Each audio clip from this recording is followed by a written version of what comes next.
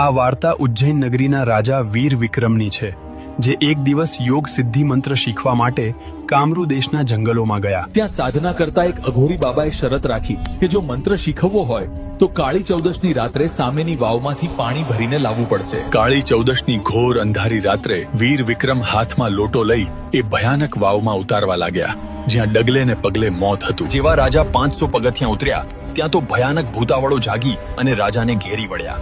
રાજા માટે હવે જીવતા બહાર નીકળવું મુશ્કેલ હતું. વિક્રમને તેની કુળદેવી અને 64 યોગીનીઓ યાદ આવી, પરંતુ શરતને કારણે કોઈ દેવી મદદ કરવા આવી શકતી ન હતી.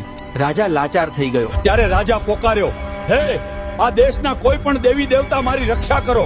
આ સાદ માખણિયા ડુંગરવાળી મેલડીમાં સાંભળી ગયા. માં મેલડી હાજરા હજૂર થયા અને પલવારમાં રાજા વિક્રમને પાણીના લોટા સાથે વાવમાંથી હેમખેમ બહાર કાઢી મૂક્યા. બહાર આવીને માં બોલ્યા, વિક્રમ, આજ તો તારો જીવ બચાવ.